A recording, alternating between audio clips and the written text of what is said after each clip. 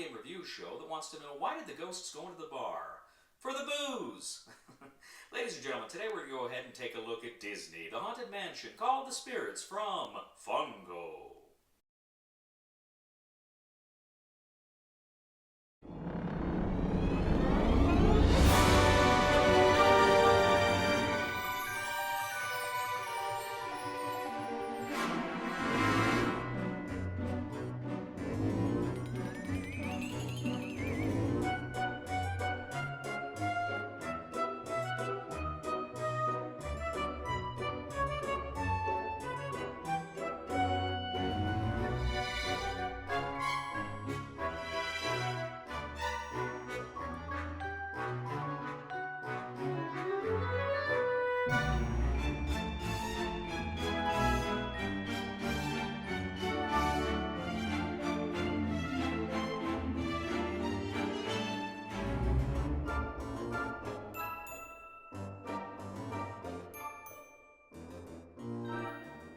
In Disney, the Haunted Mansion called the Spirits from Funko, 2 to 6 players take on the roles of various gargoyles as they attempt to collect cards, ghost cards, around the mansion and score the most victory points. The game board is a map of the Haunted Mansion at Disneyland. You have, of course, in the center the seance room with a hallway, and this kind of revolves, as well as the various other rooms. Now, what you're going to do through the course of the game is attempt to go to those rooms and collect what you want to collect from those rooms, but beware the hitchhiking ghosts, because they're going to screw you up, and the other players just might try to take you down as well. Now, the first thing you're going to do is place all of your players in the center in the seance room. Now, next what you're going to do is draw an event card. Now, an event card is going to do a couple of things. First of all, it's going to say where the hitchhiking ghosts move to.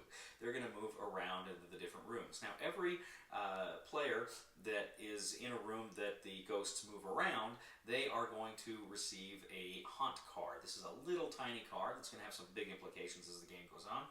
And if they land in the same space with a player, same room as a player, then that player has to take 2 haunt cards. Now, there may be some other kind of turn round specific rules that come up with those event cards, so you've got to pay attention to that as well. Now, next you're going to go ahead and put the ghost cards into the mansion, and you're going to, I think it's the number of players plus 3, so you're going to place all these cards around the mansion, beginning in the player, the spot with the hitchhiking ghosts. You're going to go ahead and place all these cards around the different rooms of the mansion. Now, as I say, players start in the seance room, but you can go out to the periphery, which is the hallway, which is adjacent to the rooms where you can go ahead and interact with those rooms. Now, on your turn, you can take up to 3 actions. The first action is move. You can move from the hallway to the seance room or to another hallway. Second thing you can do is you can actually rotate the hallway. So if you were in one room, you could actually rotate it to another room.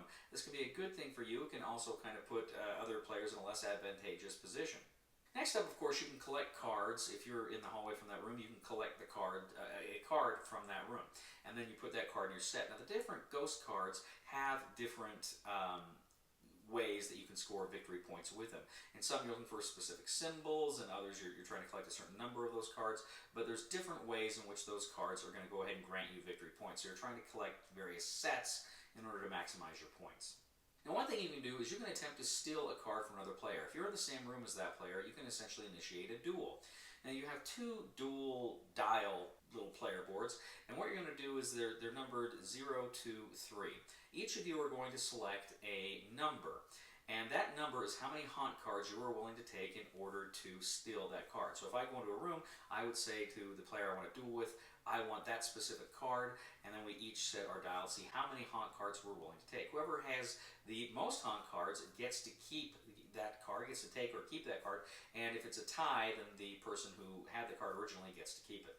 Now, regardless, however many you dial, whether you keep it or you don't, you have to take the number of haunt cards that you said you would take. Now, the last action you can do is if you're in the center of the seance room, you can discard 1 haunt card. Now, these haunt cards have a 1, 2, or 3 on them, so they have different point values. You keep the haunt cards face down in front of you, so people can see if you have a lot of haunt cards, but they can't tell what the point value of those haunt cards are. So you and your friends go around and around, you go to the different rooms, you rotate to those different rooms, or you move there, you collect those cards, you duel for cards you want that other people have, and you try desperately to avoid getting more haunt cards. Now, once you've revealed an event card that says it's the final round, you finish that round, and then you go to scoring.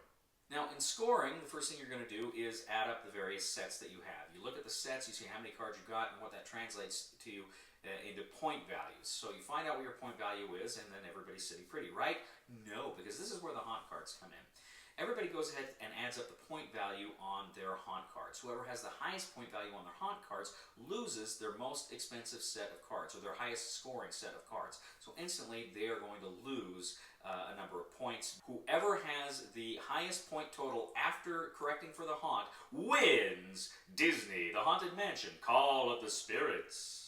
So I'm not a huge Disney fan. I take it or leave it, really. Some people I know absolutely love it.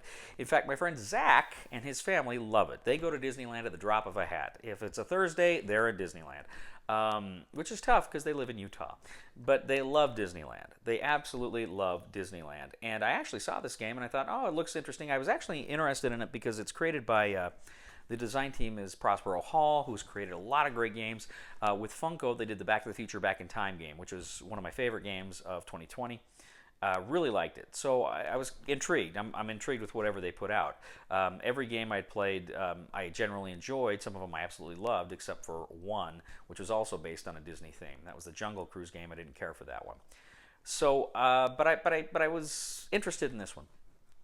So I went ahead and I contacted Prospero Hall, and they sent me a copy here. And I played this game with Zach. I took it over to Zach and his family. I played it with him and his wife and his daughters. And, of course, Zach was geeking out at this game. He was like, oh, this looks just like that. Oh, remember this in the ride? And oh, remember this? And, I mean, it was just the neatest thing in the world for him to kind of play this game and seeing all that Disney stuff. That didn't mean a thing to me. I mean, the artwork, all that stuff, I thought was fine. It was great, but it didn't do anything for me. And I could tell there's a real contrast with Zach and the way he and his family really responded to this game, and me, but that's that. As far as the game itself and gameplay goes, it's fun. It's a fun game. I enjoyed it. It was a light game. It was a fairly quick game. And I enjoyed it. I got a kick out of it. But I didn't love it. And I didn't love it because, honestly, the theme didn't wow me. I'm not saying if it had been a different thing, it would have wowed me. I don't know. It's still a pretty basic game. But my point is, I think this game is really for people who love Disney and who love this ride. I remember going on this ride when I was a kid, and I liked it, and I thought it was really a lot of fun. It was a little scary. I was only like 5. But I really liked it. And I remember, some of the neat things, like the inside of the boxes, the stretching room, So there's a lot of neat things in here. But fundamentally, this is a game for, I think, Disney fanatics and people that really like Disney. And I'm not one of them.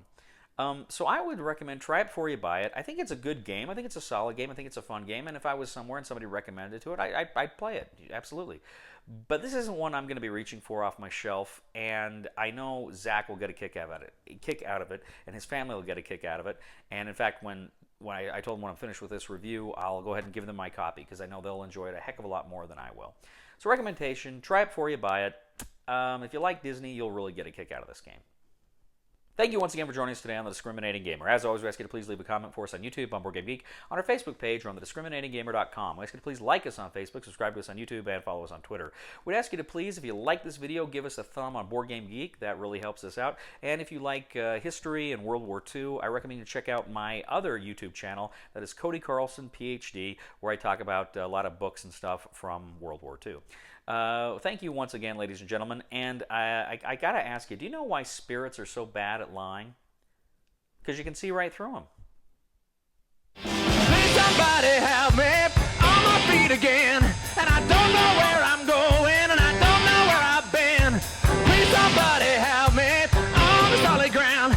It's a long time, and I'll be dying. Once a year I wind up in the band. What games do you like to play, being at a gaming convention? Summoner Wars is pretty fun. Summoner Wars? Yeah. Do you summon ice in those Summoner Wars? Ice monsters. Yeah.